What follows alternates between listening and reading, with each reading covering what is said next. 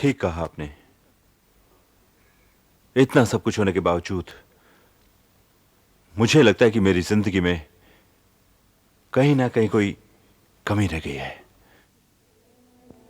आशा जी, कभी कभी तो ये कमी इतनी खलती है कि लगता है कि ये शान और शौकत, ये धन दौलत सब मेरे लिए मीनिंगलेस है।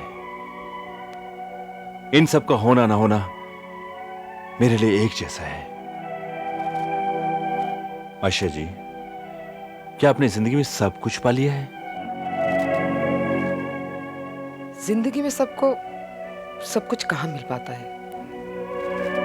कहीं ना कहीं कुछ ना कुछ अधूरापन तो रह ही जाता है। कुछ अधूरापन आपकी जिंदगी में है और कुछ मेरी में।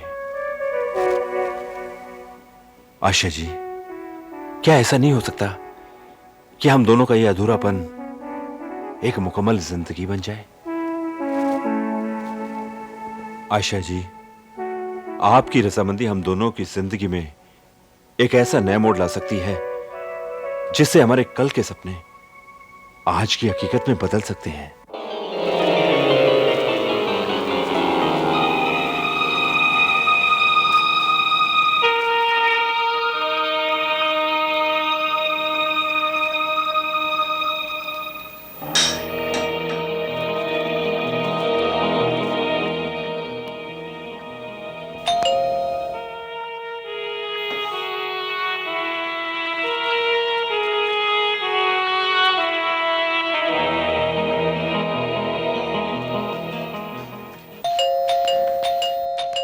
अरे कौन इतनी जोर से घंटी बजा रहा है सुबह सुबह?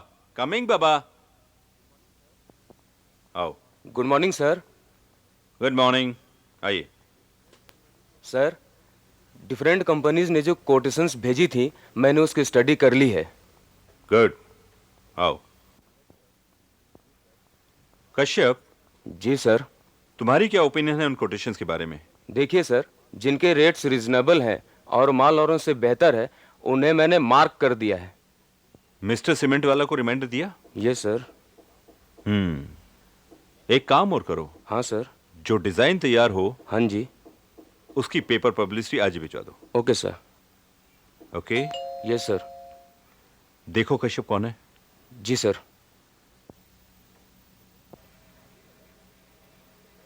आइए मैडम। चंद्रा साहब हैं? जी हाँ, अंदर आइए ना। आशा। हेलो। हेलो आशा। और नमस्ते चंद्र बाबू जी। और बाबू जी, परसों अपनी ट्रांसपोर्ट कंपनी का मुहूर्त है, आपने आना जरूर है।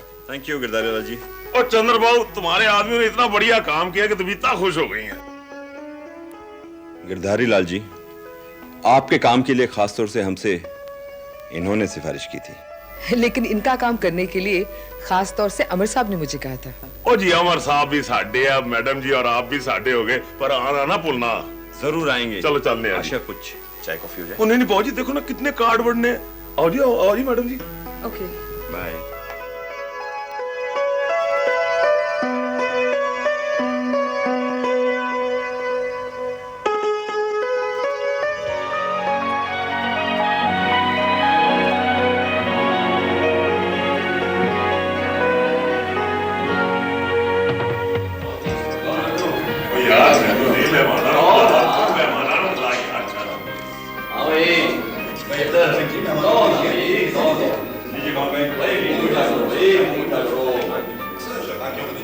आप भी भाई ले लो ना। अच्छा काम बाबा हो गया है भाई, बहुत बहुत अच्छा, बहुत और भाई प्रीतम सिंह, और मेहमानों की खातर में कोई कमी नहीं होनी चाहिए। फिक्र ना करो बाबू जी, लड्डू देसी घी देने।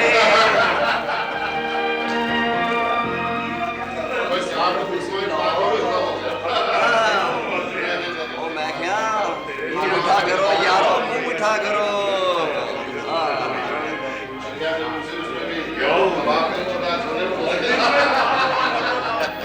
और यार दयाले, तू अरबाज खान के घर गया भी था कि नहीं? हाँ भाई, आज तीसरी बार उसके घर चक्कर लगा के आया हूँ।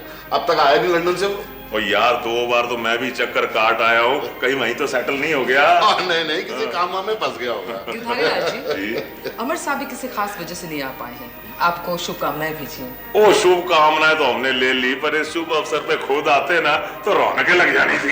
ये तो है, ये तो है, ये तो पक्की बात है। चलिए मैं आपको दूसरे लोगों से मिलाता हूं। Excuse me. चंदा साहब, आपने मेरी रिक्वेस्ट पे ये कॉम्प्लेक्स इतनी जल्दी रेनोवेट किया है, थैंक यू वेरी मच। चलिए साहब, हमको इसी बहाने आपकी खिदमत करने का मौका तो मिला। बाय द वे, आज आप बहुत खूबसूरत लग रही हैं। Thank you for the compliment. यार दयाले, सोचता हूँ अपने दिल की बात सबको बता ही दूं। दिल की बात यार मैं समझा नहीं। ओए समझ जाएगा, उन्हें समझ जाएगा। तो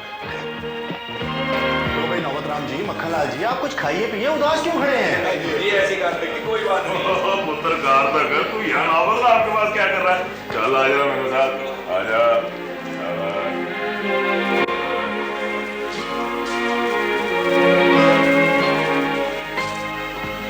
तो भाइयों दोस्तों, मैं जरा आप लोगों का ध्यान चाहूंगा।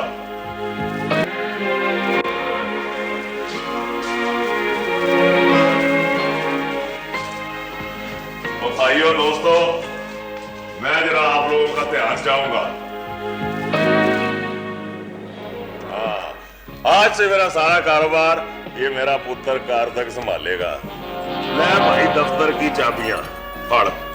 मैं तो आज से रिटायर हूं, और संभाल भाई अपनी गद्दी, बैठ।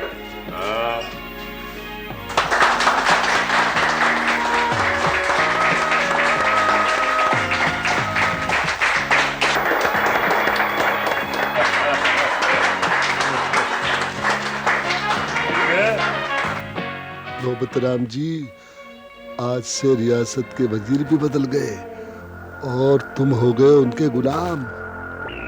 नौबत राम को गुलामी करनी पड़े, ऐसी नौबत नहीं आएगी मक्खन लाल।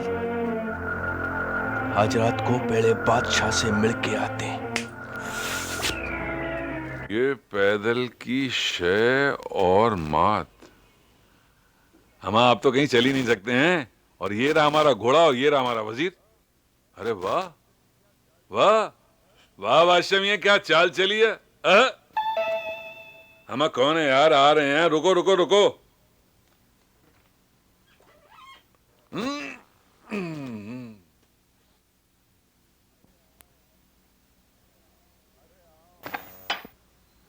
अरे आओ आओ नौबत मियां, हो गया ट्रांसपोर्ट कंपनी का मुहूर्त? हो गया, अपनी बर्बादी का मुहूर्त हो गया। नौबत राम पे ऐसी नौबत आई है कि पूछो मत। लाहौल बिला कुव्वत, हमा पहले पहले दिन ही क्या नाप शनाप बक रहे हो। आ जाओ। बक नहीं रहा हूं, अपनी बर्बादी का रोना रो रहा हूं, रोना। मालिक ने सारे कारोबार की डोर कल के छोकरे कार्तक के हवाले कर दी। मालिक बना दिया उसको, मालिक।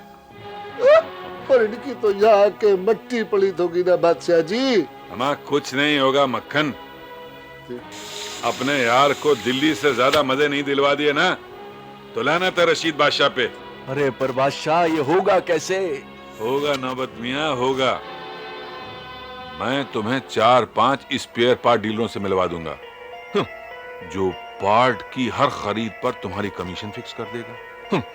नकली डीजल और पेट्रोल बेचने वालों से मिलवा दूंगा, और कुछ ऐसे मैकेनिकों से मिलवा दूंगा जो ट्रकों की ऐसी मरम्मत करें कि हर दूसरे तीसरे महीने ट्रक वहीं खड़ा हो। और इसके अलावा रिश्वतखोर अफसर हैं, नंबर 2 का माल भेजने वाले हैं। जब इतने लोग तुम्हारी खुट्टे बर्दारी करेंगे तो तुम्हारी तबाही की तो नौबत आ ही नहीं सकती नौबत मियां। बादशाह, अगर ऐसा हो गया तो सारा मक्खन हम खाएंगे और उनके पले पड़ेगी कोरी छाछ। अमा मक्खन, तू उस दिन की सोच जब वो छाछ को भी फूंक फूंक कर पिएंगे। क्यों नौबत मियां? बादशाह, तेरी यही दुआ रही ना,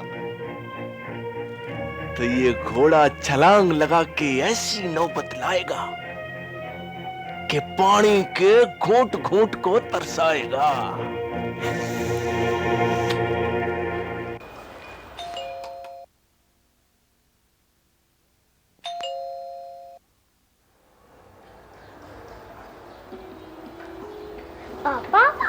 हाँ बेटा आ गए। आओ।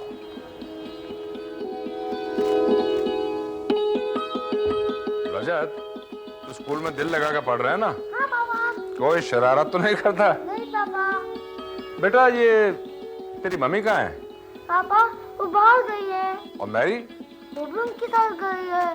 पापा मुझे बहुत जोर से भूख लगी है। बेटा जब तेरी मम्मी बाहर गई थी तुमने उनसे नहीं कहा कि वो कुछ खाने को दें? हाँ मैंने कहा था मगर उन्होंने कहा कि आने के बाद देंगी।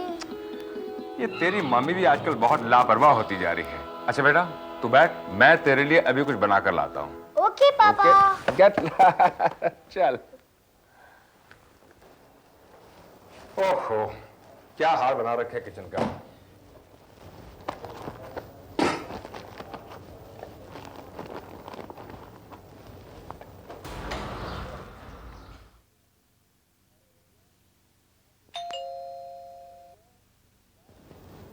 अरे रजत, शायद तेरी मम्मी आई होंगी, दरवाजा खोल।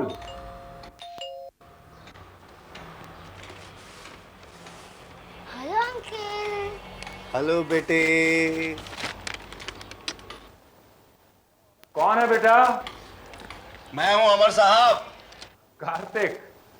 आइए अंकल अंदर तो आइए। चलिए। हाँ हाँ आओ कार्तिक, क्या हाल है? बिल्कुल ठीक हूं। आप ये सब क्या कर रहे हैं? अरे बस रजत को भूख लगी थी इसके लिए नाश्ता बना रहा था। क्यों सुनंदनी जी कहाँ गई? वो जरा बाहर गई हैं। हाँ हाँ अभी आती होंगी। चल रजत चल फौरन वहां बैठ जा और अपना नाश्ता कर ले। पहले दूध पी ले फिर ये सैंडविच खाना। Kartik you'll have something to your cold? No thank you very much. ये सब क्या है? ये रजत और शुभम के लिए कुछ खिलौने हैं। कार्तिक मैंने तुम्हें पहले भी मना किया था कि तुम्हें ये सब करने की जरूरत नहीं। अमर साहब मुझे पूरा यकीन है आप इसके लिए मुझे मना नहीं करेंगे। ये मेरे और बच्चों के बीच की बात है। लेकिन प्लीज। ठीक है कार्तिक मैं समझता हूं, आखिर तुम्हारा भी तो हक है।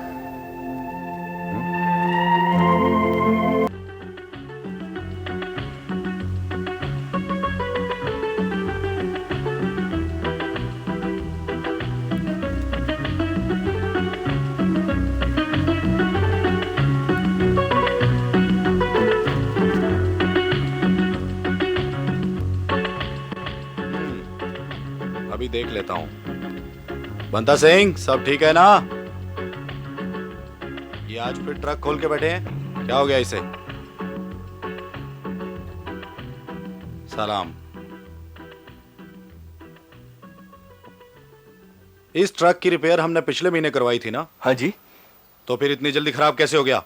अरे बाबूजी बात दरअसल ये है कि इस ट्रक की जो उम्र है वो अपने बाबूजी जितनी है। नहीं मतलब ये कि ये जो बाबूजी ने सबसे पहला ट्रक यही खरीदा था। अब उम्र के लिहाज से तो आप जानते ही हो।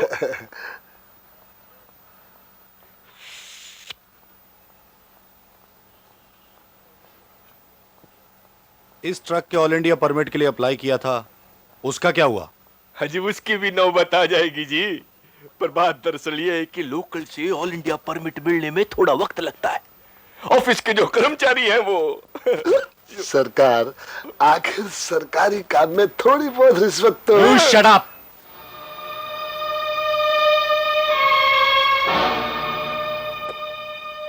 इस ट्रक के टायर हमने 2-3 महीने पहले बदलवाए थे ना? वो तो ठीक है कार्तिक बाबू, पर 3-4 महीने में आप ट्रक का माइलेज तो देखिए।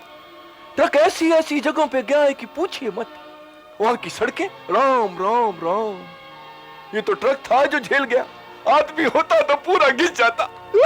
साहब जी छोटे सरकार बिल्कुल ठीक कह रहे हैं। मक्खन लाल तुम इनकी हर बात के ऊपर मक्खन लगाने की आदत को छोड़ दो।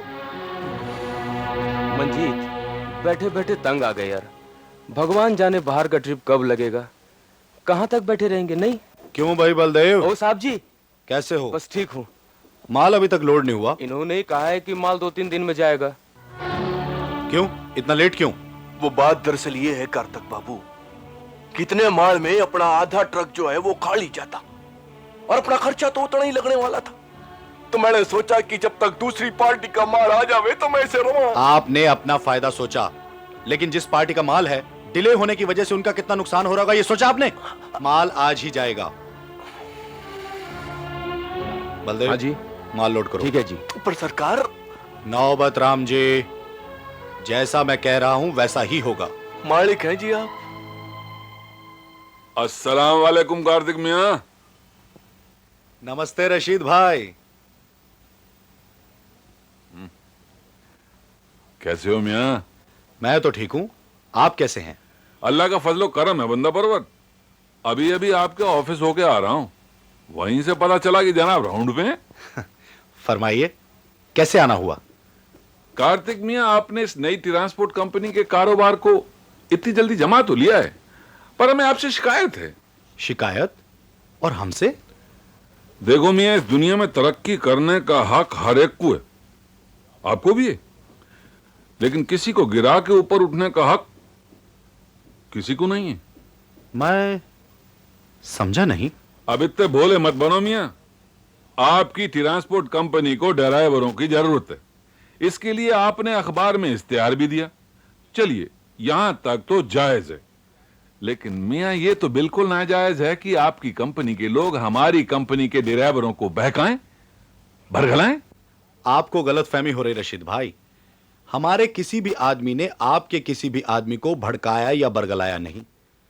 हां, अखबारों के हमारे एडवर्टाइजमेंट पढ़ के आपके कुछ लोग खुद ब खुद हमारे यहां आए जरूर थे, जिन्हें हमने नौकरी पर रख लिया। हमसे ज्यादा तनख्वाह और ज्यादा सहूलियतें देने का लालच देकर। अगर हम अपने एम्प्लॉयज को ज्यादा तनख्वाह और ज्यादा सहूलियतें दे सकते हैं तो क्यों ना दें? वैसे आप चाहें तो आप हमसे भी ज्यादा तनख्वाह और सहूलियतें देकर उन्हें अपने पास वापस बुला सकते हैं। कार्तिक मियां, ये तो आप हमसे सीधे सीधे टकराने का रास्ता अख्तियार कर रहे हैं। अभी अभी आप ही ने तो कहा कि तरक्की करने का हक सबको है। हम भी कर रहे हैं, मगर दूसरों को गिराकर नहीं, उनका लिविंग स्टैंडर्ड उठाकर। समझे?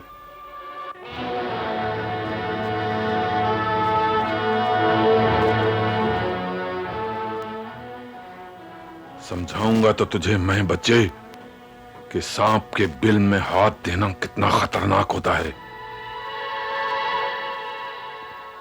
नौबत राम जी। जी। आप अपने केबिन में जाइए जी, और पिछले दोनों महीनों के बिल और वाउचर चेक करके आइए जी। मुझे कल सुबह तक हिसाब चाहिए। जाइए। और तुम मक्खन लाल जी साहब, जाओ और कहीं से 2-3 अच्छे मैकेनिक लेकर आओ। बहुत अच्छा जाओ। साहब। कहिए माथुर साहब। अरे नमस्कार सर। कैसा चल रहा है? सब ठीक ठाक है सर। भाई, दिल्ली और बॉम्बे के काम में क्या फर्क महसूस कर रहे हैं आप? जमीन आसमान का फर्क है सर। देख लीजिए आप ही, ये वही ट्रांसपोर्ट है ना। वहाँ कितनी बेतरतीबी थी, कितना अपसेट था, और यहाँ कितना well systematic. Really? Yes sir. और शायद इसलिए भी उम्र के लिहाज से सेठ जी इतने बड़े काम की देखभाल ठीक से नहीं कर पाते थे। अपने काम की बागडोर नौबत और नौबत के आदमियों को सौंप रखी थी। अब उनके हाथों में कुछ नहीं। तभी तो इतने कम पीरियड में हमारे ट्रांसपोर्ट ने इतनी तरक्की की है सर। माथुर साहब। जी सर। आप अपनी फैमिली को दिल्ली से बॉम्बे क्यों नहीं बुलवा लेते? मेरे ख्याल में अकोमोडेशन तो आपको प्रोवाइड हो चुका है। क्या सर, वो बच्चों की पढ़ाई का सेशन खत्म हो जाता है, वैसी फैमिली को मैं शिफ्ट कर लूंगा।